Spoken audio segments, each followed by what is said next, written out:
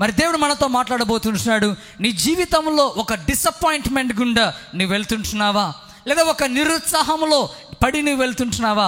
అయ్యో, ఎటు చూసినా నిరుత్సాహమే, స్నేహితుల నుంచి నిరుత్సాహమే, ఇరుగు పొరుగు వారి నుంచి నిరుత్సాహమే, ఇదిగో మరి కుటుంబ సభ్యుల నుంచి నిరుత్సాహమే, ప్రతి ద్వారములు మూసివేయబడ్డాయి. దేవుడు చెప్పినప్పటికీ, ఇదిగో దేవుని యొక్క మార్గములో నేను వెళ్తున్నప్పటికీ, ఆయన చిత్తానుసారముగా నేను వెళ్తున్నప్పటికీ, ప్రతి చోట నాకు ఇదిగో అపజయము, ప్రతి చోట నాకు అవమానము, ఇదిగో ప్రతి చోట ఒక నిరుత్సాహము నాకు కలిగి ఉన్నాను అని బాధపడుతుంటున్నావా? అలాగైతే ఈ సందేశం నీకోసమే దేవుని బిడ్డలారా. హల్లెలూయా. మరి బైబిల్లో చూద్దామా? మరి 2 క్యారెక్టర్స్ మీ ముందు నేను ఉంచబోతుంటున్నాను.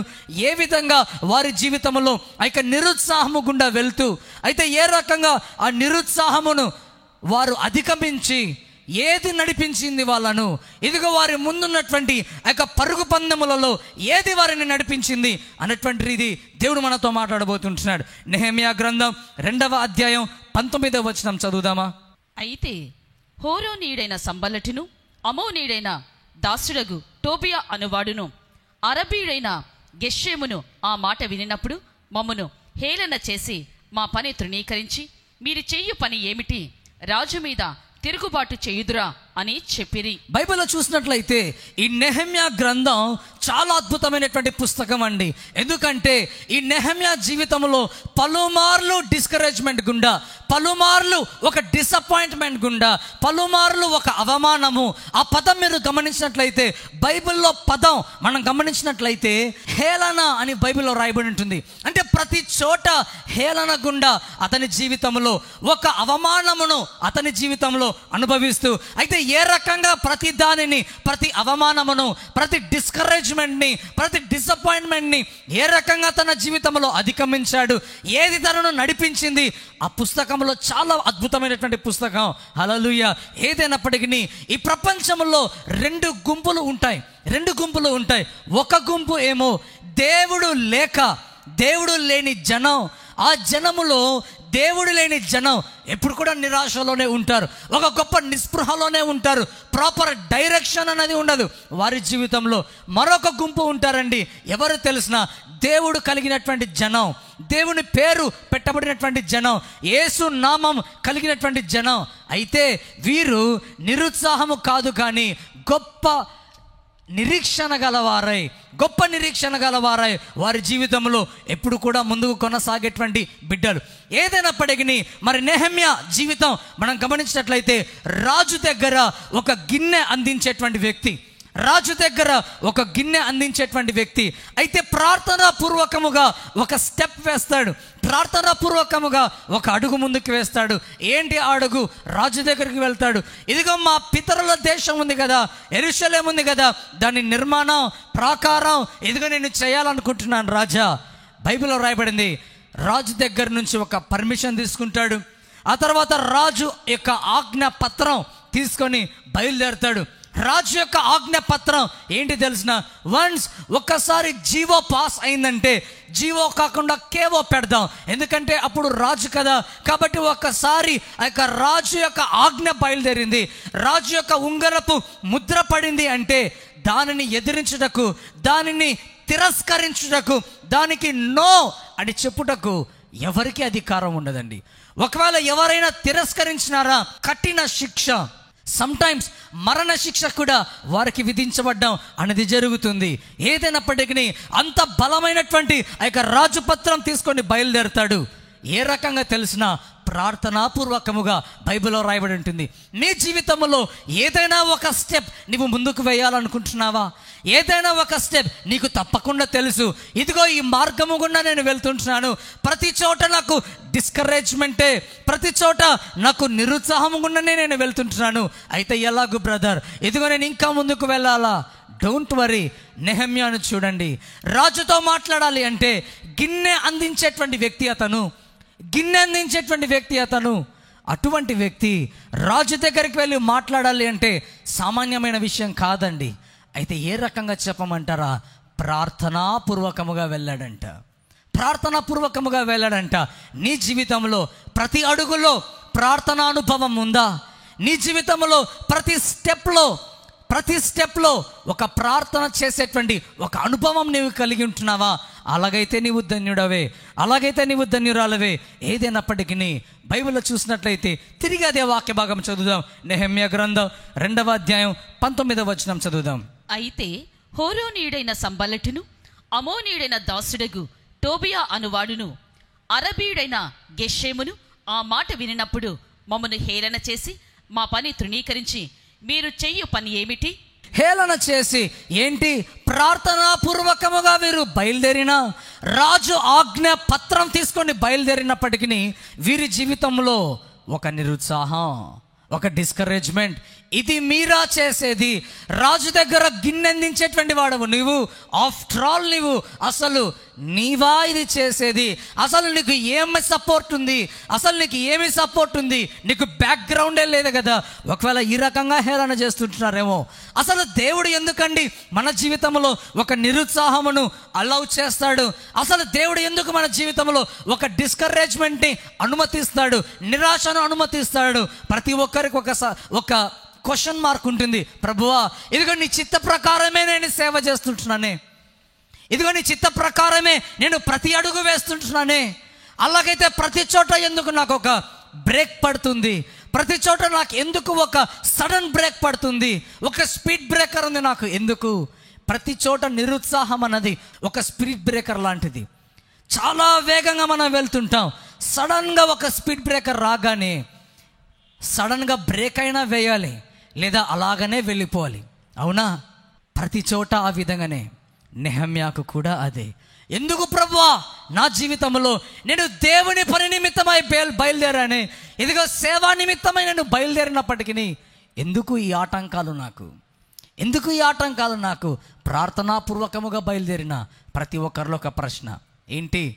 ప్రార్థన ఎంతో చేశానండి, ఎంతో ప్రార్థించాను, అయినా అడుగు ముందుకేసాను, అయినా ఫెయిల్యూరే. బహుశా ఇది దేవుని చిత్తం కాదేమో అని ఆల్టర్నేటివ్స్ వెతుకుతూ ఉంటాం. ఒక చిన్న నిరుత్సాహం రాగానే అయితే దేవుడు ఎందుకు అలౌ చేస్తాడో తెలిసిన? నీ నిరాశలో నువ్వు ఎంత విశ్వాసము నీ కలిగి ఉంటున్నావు, నీ నిరాశలో నువ్వు ఎంత గొప్ప విశ్వాసం నీవు కలిగి ఉంటున్నావు. ఒక నిరాశ నిస్పృహ గుండా నువ్వు వెళ్తుంటున్నావా? అలాగైతే నీ జీవితంలో దేవుడు నీతో మాట్లాడుతుంటున్నాడు. ఏంటి తెలిసిన? నీవంటూ ఒక పరీక్ష కాలంలో నీవు ఉంటున్నావు. నెహమ్యా, ఇదిగో ప్రార్థనాపూర్వకంగా వెళ్ళావు, రాజు యొక్క ముద్ర పత్రం తీసుకొని నీవు బయలుదేరావు. అయినప్పటికీ ఎందుకు ఒక అవమానం, ఎందుకు ఒక హేళన గుండా? ఇది నీవు చేయగలవా, ఇది నేను చేయగలవా అన్నటువంటి ప్రశ్న, అన్నటువంటి స్వరం నీకు వినబడుతుందా? ఎస్. ఎందుకు తెలిసిన కారణం? అలాగైతే ఇంకా సమీపముగానే నీవు ఉంటున్నావు అని అర్థం. ఎందుకు తెలిసిన? దేవుడు నిన్ను పరీక్షిస్తుంటున్నాడు. ఆమేన్. నీ విశ్వాసమును, నీ సహనమును, నీ యొక్క ఓర్పును అది ఒక పరీక్ష అని నీవు గుర్తించాలి. దేవుడు నిన్ను పరీక్షిస్తున్నాడు అని నువ్వు గుర్తించాలి. మరి మన పరిచర్యలు అయితే టెలివిజన్లో మొట్టమొదటి తెలుగు ప్రసంగికులు, టీవీ ప్రసంగికులు డాక్టర్ టిడి ప్రసన్న కుమార్ గారు. మరి ఆ కాలంలో మరి టెలివిజన్ ప్రోగ్రామ్ అప్పుడు తేజ ఛానల్లో వచ్చేది. ప్రతి ఉదయం 6 గంటలకు తేజ ఛానల్లో అప్పుడు ఆ కాలంలో వచ్చేదండి. ఒక ప్రోగ్రామ్కి 40,000 రూపీస్ అయ్యేది ఆ కాలంలోనే. ప్రతిసారి దైవ సేవకులు రికార్డింగ్ చేయాలి అంటే చెన్నైకి వెళ్ళి రికార్డింగ్స్ చేయాలి. మొదటి టెలివిజన్ ప్రోగ్రామ్ వచ్చింది. చాలా ఆనందపడిపోయారు, అంతా కూడా చాలా ఆశ్చర్యపడిపోయారు. ఏంటి, కడపలో ఒక మారుమూల ప్రాంతంలో ఉండేటువంటి వ్యక్తి ఏంటి టీవీ ప్రోగ్రాంలో, టెలివిజన్లో దేవుని యొక్క వాక్యం చెప్పడం ఏంటి? కొంతమంది ఆశ్చర్యపోతూ ఉంటే ఇంకొంతమంది హేళనగా మాట్లాడుతూ, నువ్వు ఓవర్ ఎగ్జైట్మెంట్, ఓవర్ కాన్ఫిడెన్స్లోకి నువ్వు వెళ్తున్నావు, జాగ్రత్త. ఇదిగో ఒక రోజుకు ఒక ప్రోగ్రాంకి సరిపోయేమైన ఆర్థిక వనరులు ఉంటున్నాయి. అయితే తర్వాత ప్రోగ్రాం పరిస్థితి ఏంటి? ఓవర్ కాన్ఫిడెన్స్లోకి వెళ్తుంటున్నావు, జాగ్రత్త. No money. ప్రతి ఒక్కరు హేళనగా మాట్లాడినటువంటి వారే, ప్రతి ఒక్కరు హేళన చేసి మాట్లాడినటువంటి వారే. అయితే దేవునికి స్తోత్రం, మీకందరికీ తెలుసు ఏ రకంగా ఈ రోజు వరకు టెలివిజన్ ప్రోగ్రామ్స్ ఆగిపోకుండా దేవుడు ఏ రకంగా నడిపిస్తుంటున్నాడు. హల్లెలూయా. దేవుడు కావలసిగానే కొన్నిసార్లు మన జీవితంలో ఒక నిరుత్సాహం, ఒక డిసప్పాయింట్మెంట్, ఒక హేళన గుండా మనలను నడిపిస్తాడు దేవుని బిడ్డలారా. ఎందుకో తెలిసిన, నీ విశ్వాసములో నువ్వు ఏ రకంగా నీవు ఉంటున్నావు? నీ విశ్వాసములో శృతి తప్పుతుంటున్నావా, లేదా ఇంకా ధైర్యము కలిగి నీ విశ్వాసములో ముందుకు కొనసాగుతూ వాగ్దానం ఇచ్చినటువంటి వాడు నమ్మదగినటువంటి వాడని ఎంచి నీ జీవితంలో బయలుదేరుతుంటున్నావా? అలాగైతే సంతోషం. నెహెమ్యా జీవితంలో చూద్దామా? నెహెమ్యా గ్రంథం 2వ అధ్యాయం 20వ వచనం చదువుదాం. అందుకు నేను, ఆకాశమందు నివాసైన దేవుడు తానే మా యత్నమును సఫలము చెయ్యును గనుక ఆయన దాసులమైన మేము కట్టుటకు పూనుకొనుచున్నాము. యెరూషలేమునందు మీకు భాగమైనను స్వతంత్రమైనను జ్ఞాపక సూచన అయినను లేదని ప్రత్యుత్తరమిచ్చిరి. ఏమంటున్నాడు? ప్రతి చోట హేళన. అవునా? ప్రతి చోట హేళన. మొదట ఏమో టోబియా, సన్బల్లటు, ఆపిదప్ప ఇంకొకరు యాడ్ అవుతారు. ఏదైనప్పటికీ అతను అంటున్నటువంటి మాట, మేము కట్టుటకు పూనుకొనుచుంటున్నాం.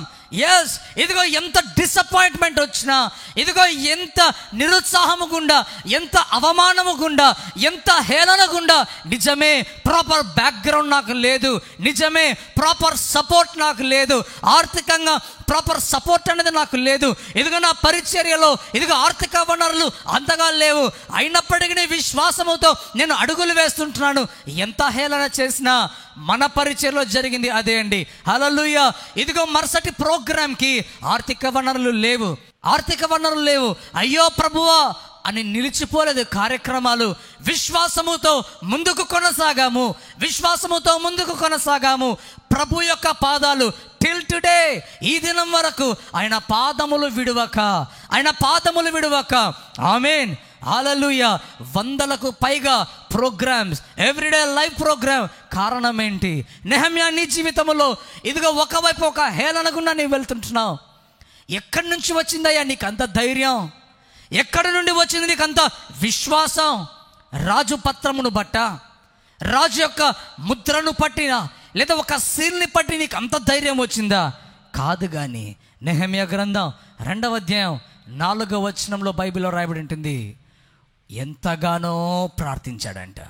మొదటి అధ్యాయంలో బైబిల్లో రాయబడి ఉంటుంది, నెహెమ్యా చేసిన ప్రార్థన బైబిల్లో రాయబడి ఉంటుంది. హల్లెలూయా. ఎంత ఆశ్చర్యం! నీ జీవితంలో విశ్వాసములో నీవు బలము పొందాలి అంటే చాలామంది శిష్యులు అడుగుతారు, ప్రభువా విశ్వాసము మాకు అభివృద్ధి చేయి, ఇదిగో మా విశ్వాసాన్ని ఇంకా ఇంక్రీజ్ చేయి ప్రభువా. నీ జీవితంలో విశ్వాసములో నీవు ఇంకా మెట్టుకు మెట్టు నీవు ఎదగాలి అంటే ఒకటి నీ జీవితంలో ఉండాలి, నీ ప్రార్థన నీ విశ్వాసమును ఇంకా ఇంక్రీజ్ చేస్తుంది. హల్లెలూయా. ఏలియా పరిచర్యలో మనం గమనించినట్లయితే ఆకాశము నుండి అగ్ని దిగి వచ్చును గాక అని ఏ రకంగా ఏలియా, నీవు అంత ధైర్యం నీకెక్కడిది? అంత ఓవర్ ఫెయిత్ అనవచ్చా? ఓవర్ కాన్ఫిడెన్స్ తీసేద్దాం. ఓవర్ ఫెయిత్ నీకు ఎక్కడి నుండి వచ్చింది? విశ్వాసముతో పలుకక ముందు ప్రభు పాదాలు పట్టుకుంటాడు ఏలియా. ప్రార్థన లేనిదే, ప్రభు పాదములు పట్టుకొనుట లేనిదే ఒక్క మాట కూడా విశ్వాసముతో ఏలియా మాట్లాడాడు. హల్లెలూయా. నెహెమ్యా కూడా అంతే. ఎక్కడి నుండి వచ్చింది నెహెమ్యా? ఏది నీ యొక్క డిసప్పాయింట్మెంట్లో, నీ యొక్క నిరుత్సాహంలో నిన్ను ఏది నడిపిస్తుంది? నెహెమ్యా అంటాడు, నా విశ్వాసం నన్ను నడిపిస్తుంది అంటాడు. హల్లెలూయా. నా విశ్వాసము నన్ను నడిపిస్తుంది అంటాడు. మొదట ఏమో ప్రార్థన, రెండవదిగా ఏమో విశ్వాసం. హేళనలు వస్తుంటున్నాయి, అవమానములు వస్తుంటున్నాయి, యట్ హీ మూవ్డ్ ఫార్వర్డ్. హల్లెలూయా. నీ జీవితంలో హేళన గుండా నీవు వెళ్తుంటున్నావా? అలాగైతే సంతోషించు, ఇంకా ప్రార్థించు, ఇంకా విశ్వాసాన్ని కనపరచు. నిర్గమాకాండం 14వ అధ్యాయం 12వ వచనం చదువుదామా? మా జోలికి రావద్దు, ఐగుప్తీయులకు దాసుల మగుదుమని ఐగుప్తులో మేము నీతో చెప్పిన మాట ఇదే కదా. మేము ఈ అరణ్యమందు చచ్చుట కంటే ఐగుప్తీయులకు దాసుల మగుటయే మేలని చెప్పిరి. ఎంత భయంకరమైనటువంటి మాట! మోషే పరిచర్యలో అడుగడుగున అడుగడుగున ఒక నిరుత్సాహమే. ఈ నెహెమ్యా దగ్గరైన ఇద్దరే అండి, టోబియా, సన్బల్లటు, ఆఫ్ కోర్స్ ఇంకొకరు యాడ్ అవుతారు, అవునా? ఇంకా సో ముగ్గురు అనుకుందాం. సో నెహెమ్యా జీవితంలో ముగ్గురు మాత్రమే, ప్రతి చోట ఒక నిరుత్సాహం, ప్రతి చోట ఒక రాయి వేయడం. మోషే పరిచర్యలో ఒక్కసారి 6 లక్షల మంది నిరుత్సాహపు మాటలు మాట్లాడితే ఇంకా ఏ రకంగా ఉంటుంది? ఒక్కసారి 6 లక్షల మంది ఒక డిసప్పాయింట్మెంట్ మోషేలో కలుగజేస్తే ఇంకా ఏ రకంగా ఉంటుంది? బైబిల్లో రాయబడింది ఎన్నో గొప్ప అద్భుత కార్యాలు, 12 మిరకల్స్, వండర్స్ దేవుడు ఐగుప్తులో చేసి ఇశ్రాయేలు ప్రజలను బయటికి తీసుకొని వస్తాడు, అవునా? ఒక్క ఖడ్గము కానీ ఒక ఆయుధము కూడా లేకుండా చేతి కర్రతో అద్భుతములు, దేవుని యొక్క హస్త బలం మోషే చూపించి ఇశ్రాయేలు ప్రజలను, బైబిల్లో రాయబడింది కాల్బలము 6 లక్షల మందిని ఇశ్రాయేలు దేశం నుంచి బయటికి తీసుకొని వస్తే యాక్చువల్గా ఆ యొక్క మార్గము గుండా దేవుడు నడిపించాడండి. మోషే మార్గం వేరు. మోషే మార్గం ఏంటి? బైబిల్లో రాయబడింది కదా, 13వ అధ్యాయం చివరి భాగములలో రాయబడి ఉంటుంది. 13వ అధ్యాయం చివరి భాగము నుంచి అపిదప 14వ అధ్యాయం మొదటి 3 వచనాల వరకు మనం చదివినట్లయితే బైబిల్లో రాయబడి ఉంటుంది, ఫిలిష్తీయుల దేశం చాలా సమీపముగా ఆ యొక్క మార్గం, ఆ సీనాయి పర్వతం దగ్గరికి వెళ్ళాలి అంటే ఫిలిష్తీయుల దేశం నుంచి చాలా సమీపమైనటువంటి మార్గం అంట. అది మోషే మార్గం. మోషే ఎంచుకుంటాడు ఆ మార్గాన్ని, అవునా? చాలా జ్ఞానవంతుడండి. ఎప్పుడు కూడా పరిచర్యలోనే కాదు, సాధారణంగా మన జీవితంలో కూడా మనం ఎప్పుడు కూడా ఫాస్ట్ ట్రాక్ బ్యాచ్ లాగా ఉంటాం. అంటే ఈరోజు ప్రార్థన చేస్తే రేపు పొద్దున కల్లా మనకు జవాబు వచ్చేయాలి. ఈరోజు ప్రార్థన చేస్తే రేపు పొద్దునకు మనకు అన్నీ జరిగిపోవాలి. పాప్కార్న్ బ్యాచ్ అంటాం కదా. సో ఎంత త్వరగా మనకు అంతర్గా రావాలి అనుకుంటాం. మోషే కూడా అలానే. అయితే దేవుడి యొక్క మైండ్లో ఇంకొకటి ఉంది. దేవుని యొక్క ప్రణాళిక వేరు. ఏదైనప్పటికీ అంత గొప్ప సమూహమును దేవుడు అంటాడు, మోషే ఈ మార్గము కాదు, ఈ మార్గము గుండా నడిపించు, ఈ మార్గము గుండా నడిపించు. ఒకవైపు ఆ మార్గము గుండా మోషే నడిపిస్తుంటే అకస్మాత్తుగా ఒక భయంకరమైనటువంటి సమస్య. ఏంటి ఆ సమస్య?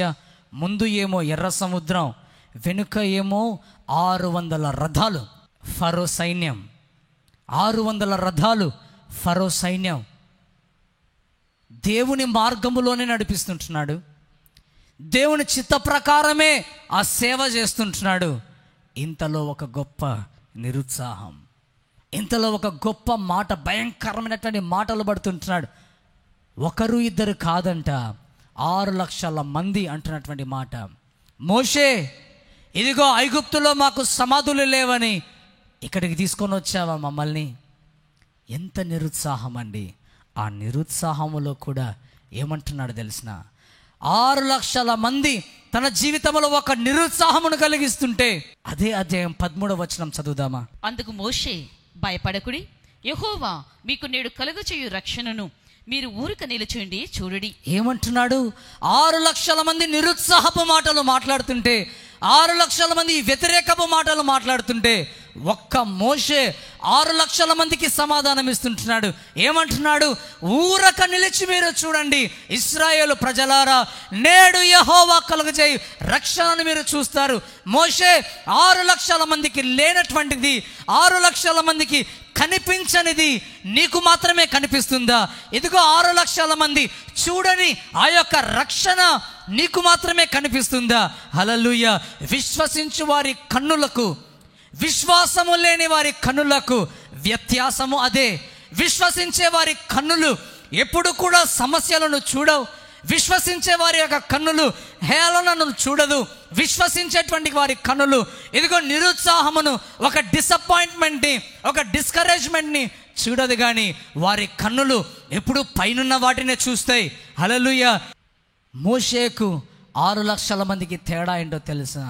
విశ్వసించి ముందు ఉన్నటువంటి యొక్క రక్షణను చూస్తుంటున్నాడు. బైబిల్లో చూద్దామా? నిర్గమకాండం 14వ అధ్యాయం 15వ వచనం చూద్దాం. అంతలో యెహోవా మోషేతో, నీవేళ నాకు మొరపెట్టుచున్నావు, సాగిపోవుడని ఇశ్రాయేలీలతో చెప్పుము. బైబిల్లో చూసినట్లయితే దేవుడు మోషేతో మాట్లాడుతుంటున్నాడు. మోషే, ఇదిగో విశ్వాసమును కనపరిచాడు మోషే తన జీవితంలో. మొదట ప్రార్థన, విశ్వాసం, ప్రార్థన, విశ్వాసం. ప్రతి అరణ్యములో కూడా ఇశ్రాయేలు తిరుగుబడతారు. ఆహారము లేకపోతే తిరుగుబడతారు, యుద్ధములు ఉంటే తిరుగుబాటు చూపిస్తారు. ప్రతి చోట, ప్రతి అనుభవంలో ఒకే ఒక డైలాగ్ వేస్తారు. 6 లక్షల మంది. ఐగుప్తులో సమాధులు లేవని ఇక్కడికి తీసుకొని వచ్చావా? ఐగుప్తులో సమాధులు లేవని ఇక్కడికి తీసుకొని వచ్చావా? అయితే మోషే అంటాడు, మొదట విశ్వాసం. ఏది నడిపించింది మోషే? నీకు ముందున్నటువంటి ఎర్ర సముద్రమును ఏమి చీల్చింది మోషే? వెనక ఉన్నటువంటి యొక్క రథములను, ఇదిగో ఇక హేళనలను, లేదా ఇక నిరుత్సాహపు మాటలను, ఆ నిరుత్సాహములో ఏది నేను నడిపించింది మోషే? మోషే అంటాడు, దేవుడు మాట్లాడుతుంటాడు కదా, ఇంకా ప్రార్థించింది చాలు మోషే, బయలుదేరు విశ్వాసముతో. హల్లెలూయా. 3 నడిపించాయి మోషేను. మొదట విశ్వాసం, అపితప ప్రార్థన, మూడవదిగా ఏంటో చెప్పమంటారా? దేవుని యొక్క వాగ్దానమును చూశాడు మోషే. ఏంటి ఆ వాగ్దానం? నీవు నిశ్చయముగా నడిపిస్తావు. నీ జీవితంలో నీవు వాగ్దానములను చూసేటువంటి వ్యక్తివిగా నీవు ఉంటున్నావా? దేవుడు నీతో మాట్లాడునుగాక. హల్లెలూయా, హల్లెలూయా. నీ నిరుత్సాహములో నిన్ను నడిపించవలసింది నీ విశ్వాసం, నీ ప్రార్థన జీవితం. అపితప వాగ్దానమును చూడు, దేవుని వైపు చూడు. ప్రతి నిరుత్సాహములో, ప్రతి డిస్కరేజ్మెంట్లో, ప్రతి సూటిపోటు మాటలలో, ప్రతి బల్లపోటు మాటలలో నిన్ను నడిపించేది అదే. తలలు వంచుదామా? మనల్ని మనం సిద్ధపరచుకుందాం దేవుని సన్నిధిలో. Let us prepare ourselves.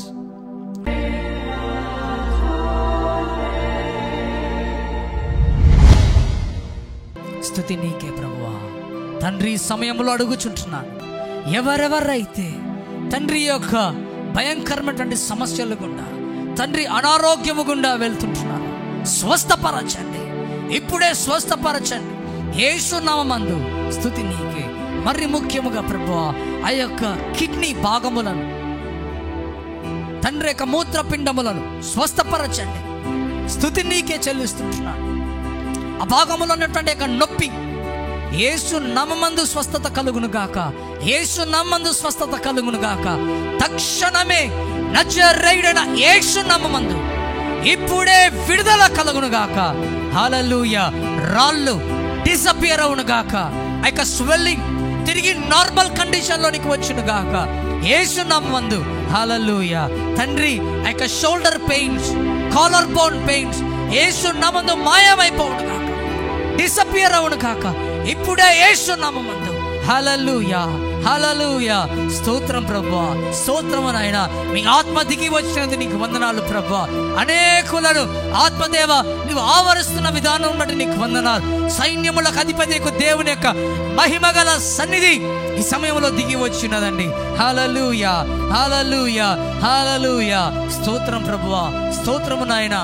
తండ్రి, కిడ్నీ భాగములను ముట్టండి, స్వస్థపరచండి. నీకు స్తోత్రం, నీకు స్తోత్రం తండ్రి. అదే విధంగా తండ్రి, ఎముక సంబంధమైన వ్యాధులు ముట్టండి, స్వస్థపరచండి, ముట్టండి, స్వస్థపరచండి. తండ్రి యొక్క పైల్స్, ఫిషర్స్, ఫిస్టులా యేసు నామమందు ఇప్పుడే స్వస్థత కలుగును గాక. ఇప్పుడే విడుదల ప్రకటిస్తుంటున్నాను యేసు నామమందు. తక్షణమే డిసపియర్ అవును గాక యేసు నామమందు. హల్లెలూయా, హల్లెలూయా, హల్లెలూయా. స్తుతి నీకే. ఆత్మదేవా దిగి వచ్చినందు నీకు వందనాలు. నీ బలమును చాపండి అయ్యా, నీ బలమును చాపండి. స్వస్థత కార్యములు, మహా గొప్ప భీకర కార్యములు యేసు నామమందు ప్రకటిస్తుంటున్నాను, యేసు నామమందు ప్రకటిస్తుంటున్నాను. స్తుతి నీకే. హల్లెలూయా. పొత్తి కడుపు భాగములో ఆ యొక్క పెయిన్ డిసపియర్ అవ్వను కాక తక్షణమే యేసు నామమందు. హల్లెలూయా, హల్లెలూయా. ఇక ఓవర్ స్వెట్టింగ్ నజరేయుడైన యేసు నామమందు ఇప్పుడే నార్మల్ కండిషన్లోనికి వచ్చిన cancer, cataracts, HIV, AIDS, tumours, cyst, fibroids, cataracts, glaucoma, tuberculosis యేసు నామమందు ఇప్పుడే స్వస్థత, విడుదల ప్రకటిస్తుంటున్నాను. హల్లెలూయా.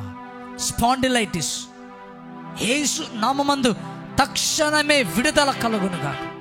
తండ్రి నీకు స్తోత్రం. నీ ప్రియ బిడ్డలను ముట్టండి, స్వస్థపరచండి. విడుదల యేసు నామందు ప్రకటిస్తుంటున్నాను. హల్లెలూయా. కుటుంబంలో ఉన్నటువంటి కాడులు, పాపపు కాడులు, మాంత్రిక కాడులు, సాతాను కాడులు యేసు నామందు ఇప్పుడే గద్దిస్తుంటున్నాను. స్వస్థపరచండి. స్తుతి నీకే చెల్లిస్తున్నాను. విత్తబడిన వాక్యమును బట్టి నీకు వందనాలు తండ్రి. విత్తబడిన వాక్యమును బట్టి నీకు వందనాలు. వాక్యం విన్న వారందరి జీవితంలో మిగుల బలమైన కార్యాలు జరిగించండి. స్తుతి నీకే చెల్లిస్తూ యేసు నామమున అడుగుచుంటున్నాను తండ్రి. ఆమేన్, ఆమేన్, ఆమేన్.